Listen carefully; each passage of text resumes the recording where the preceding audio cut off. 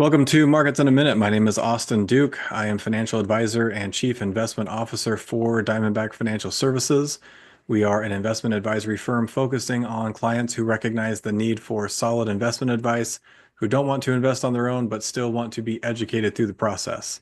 This is the Monday, April 28th, 2025 edition. Let's get started. Okay, we start by looking at the stock market as measured by the S&P 500. This is an index of the 500 largest companies in America. Stocks will go up and down on a daily basis, and our job is to figure out what moves we've seen, why we've seen them, and where we think we're going from here. So the prior 2-week period, we had only 9 trading days, Good Friday, where the market was closed. A little bit of a roller coaster still, but this last week we had a pretty significant gain, giving us a total return for the last 2 weeks of just over 3%. We're still down about 10% from the all-time highs we had in February, but we're grateful for the positive movement that we've seen over the past couple weeks. Next, we look at interest rates as measured by bonds issued through the U.S. Treasury Department. We believe that interest rates are the preeminent measure of investment risk. Rates are factored into every investment calculation, including stock valuations. Generally speaking, when we see lower interest rates, we'll see higher stock prices and vice versa. Again, rates will move up and down on a daily basis for a variety of reasons, and our job is to figure out what moves we've seen, why we've seen them, where we think we're going from here. So as always, we've got interest rates here on the left-hand side. We've got maturity lengths listed here on the bottom. Each one of these dots represents an interest rate for a given maturity. And the green line is where we ended on Friday. The brown line is where we were 2 weeks ago. So for example, the 10-year US Treasury on Friday was about 4.25, which is down about 0.25% from where it was 2 weeks ago. Not a lot of change here on the short maturity end. Medium term to long term rates, we saw a decline of about 0.25%. And that also coincided with an increase in stock prices. We are still of the opinion that the Federal Reserve is going to lower the short-term rate here 3 to 4 times between now and the end of the year. We have not yet seen them cut rates. They do have a meeting coming up on May 7th where the probability is low that they will cut rates at that meeting. But we think June will be the first time that they cut a rate, and the futures market here is anticipating 3 cuts by the end of the year, 3.5, right? So maybe we get 3, maybe we get 4. We're still kind of in a wait and see mode. A lot of it has to do with what the ultimate tariff policy is going to be, what kind of economic impact that's going to have, and whether the Federal Reserve will need to lower interest rates to try and spur economic activity to hopefully avoid some kind of a recession that may come if the tariff announcement from a few weeks ago is fully implemented, which at this point we don't think it's going to be fully implemented. We think the ultimate rates will be lower than were announced. All right, for our investment implications and expectations, first we're going to start with this chart of the S&P 500. This is a 2-year chart showing the growth that we had in 2023 and 24. Reaching our all-time high here in February, and then that's about when we started seeing tariffs being placed on Canada and Mexico, and everybody realizing that President Trump was serious about these tariffs, and it wasn't just a campaign pitch or a negotiating tactic, but he was actually going to be implementing some tariffs. We saw an initial decline down here to 55.21 before a slight recovery, and then we had our announcement of tariffs on everybody else, which drove the market sharply lower. We did have a recovery on April 9th when he announced a 90-day delay of those tariffs, and then we had a subsequent pullback. There have been other headlines that have driven the market a little bit lower. So my first hurdle that I've been watching for over the past 2 weeks is getting back at least up to this point that we got to on April 9th, and hopefully to exceed that point would be a positive sign. We finally got that here at the end of the week, and we did close higher than this low point of 55.21. The market closed at 55.25, which I think puts us in an okay spot. I don't think that it's necessarily saying that we're out of the woods, but I also don't necessarily feel like we're going to be going back to the lows that we saw here on April 9th. I think, honestly, in my opinion, what I would expect to happen, I put a couple of red lines here. I think we're going to be in a trading range. I wouldn't be surprised. This trading range represents 5% uh, movement. And I would expect that the stock market will just kind of go up and down within this range until we get final clarity, if we ever get final clarity on the tariffs. I think what we saw on April 9th or on April 2nd was the worst case scenario, and we see the market reacted negatively to that worst case scenario. So our expectation is that the final tariff rates will be lower than that worst case scenario. And so now we're just kind of waiting to see like what are all the deals that President Trump's going to work with all the other countries in the world. And if as long as those get done quickly before that 90-day delay is up, and if those terms are favorable, then I think we can see an opportunity for the stock market to advance. It feels like the market really is wanting to advance and that it's really looking for some good information, some good news that it can justify the buying and eventual all-time highs again.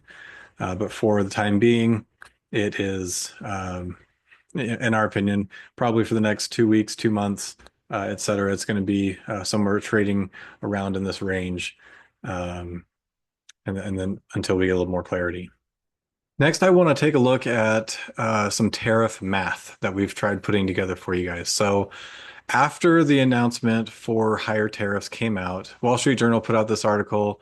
Here's the iPhone with tariffs. And they went through basically, here's the cost of an iPhone to manufacture it right now. And if we were to implement all these new tariffs, here is the extra cost for the current version of the iPhone, right? About $850.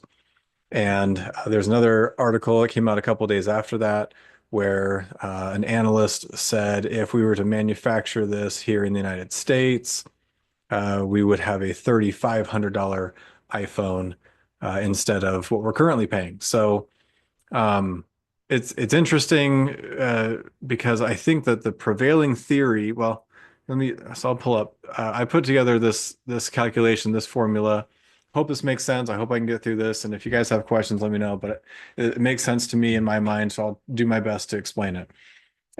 We have a dollar amount of tariff that is going to be received regardless of whether or not it's increased, right? Like there are tariffs that exist right now, and we are receiving tariff revenue from other countries as we import, or sorry, tariff revenue as we import goods from other countries. So I've got P is the price of the imported good, right? For another company in a foreign country to manufacture that, that's the price that the U.S. company is paying for that good.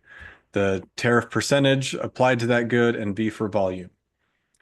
In the media, it feels like this prevailing scenario, we're going to leave the price of that good constant, right? So like in the article from the Wall Street Journal, we've got this is how much it costs, right? This is how much the foreign company is charging to produce an iPhone right now, about $550.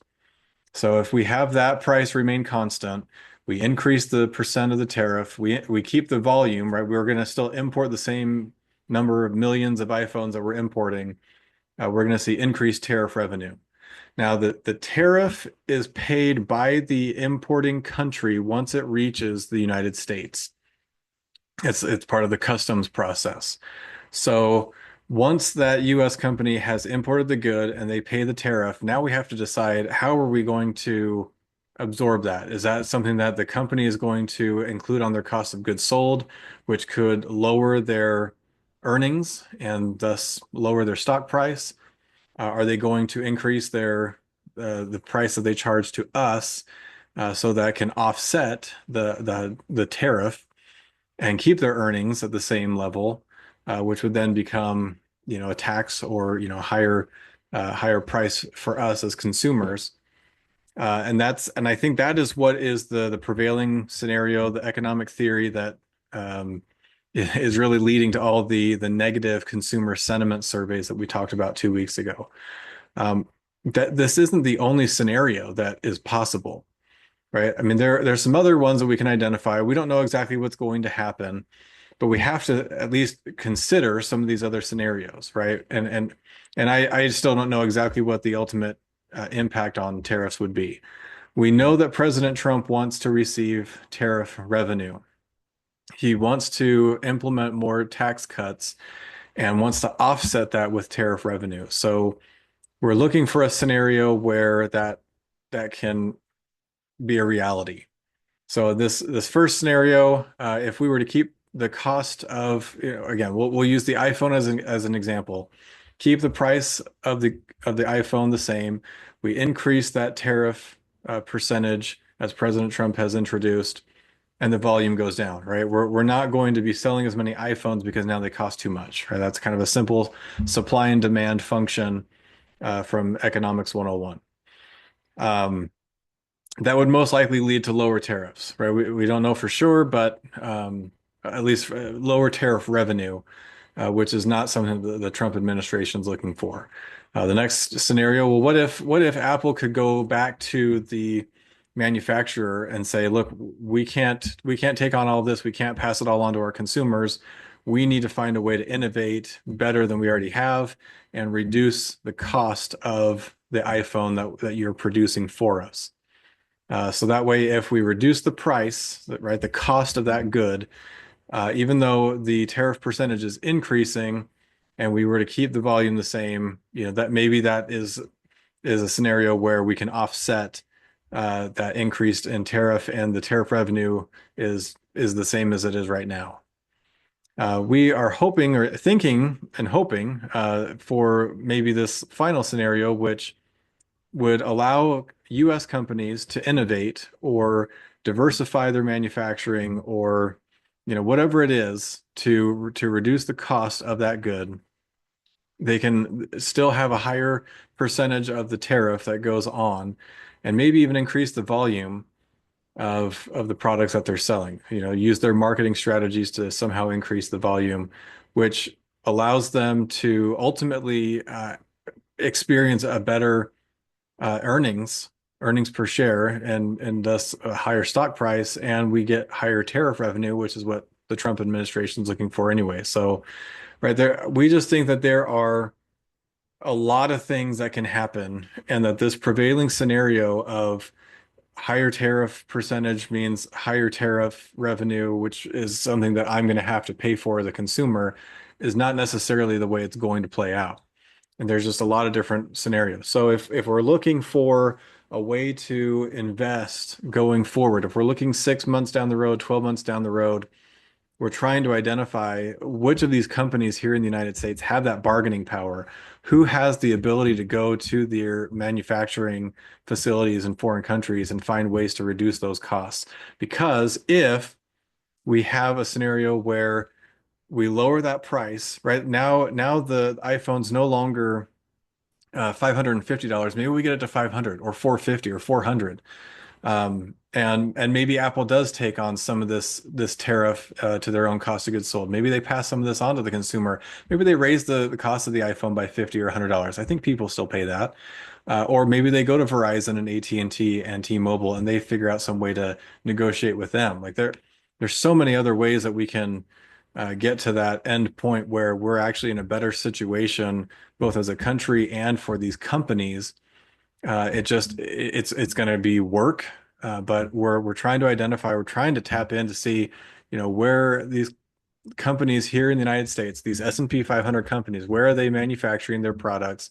Who's got those pricing power, bargaining abilities to negotiate and figure out how to produce for lower prices, and then ultimately increase the volume, offer some kind of incentives to increase the volume that they're producing to those companies. Because the discounted cash flow that we looked at a couple maybe a month or two ago, where we are really interested in this cash flow. We know we think these rates are going to come down because there is going to be some initial shock to the system. We think the Federal Reserve is still going to lower those rates, which should lead to a higher valuation for these stock prices.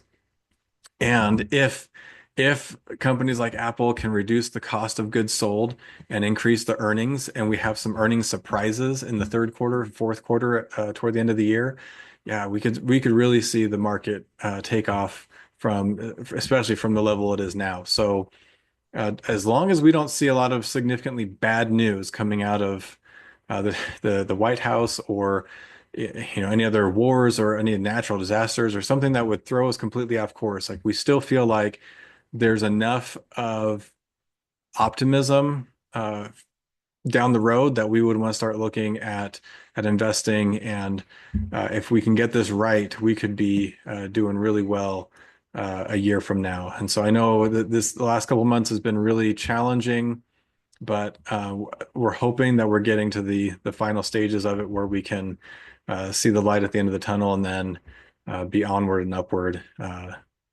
in the market. All right, as a final word, there is a new Captain America movie that has come out recently that I have been intending to take my boys to see, but we have not yet gone to see it.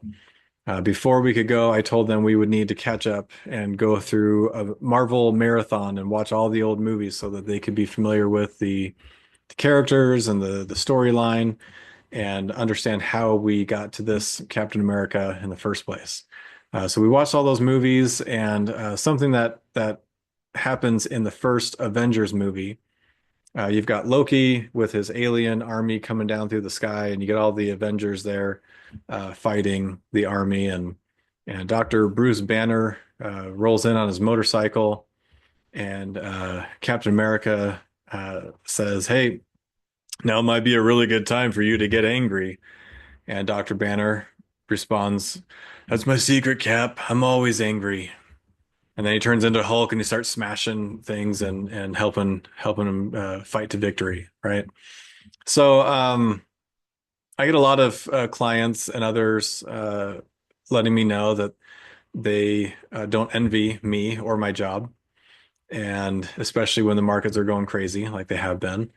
Um, but there's a lot of professions out there that require heightened attention at times, right? So my wife is a nurse in labor and delivery, and sometimes those deliveries go well, sometimes they don't, and they end up needing to go into the operating room, or maybe even worse. And so police officers, first responders, there's a lot of times where those types of situations come up where we have to address what's happening and come to some sense of control of the situation, and then go through what we've been trained to do to get through it. So I love what I do for my job. Like, there are some days, a lot of times over the last 2 years, the market just kept going up and up and up, and it makes my job pretty easy, right? We just invest and we let it run. But then there's times where things don't go as well as we would like them to. But because I'm always watching the markets and I'm preparing for those eventual days that we know happen, we're able to become accustomed to the market. We're always angry, like we're ready to smash. We're ready to take on the alien armies as they seem. So we're grateful that you're still willing to work with us, help us see you through those difficult days in the market. And we're just looking forward to continuing to do that for you day in and day out. So I hope you guys have a good week, and we'll catch up soon.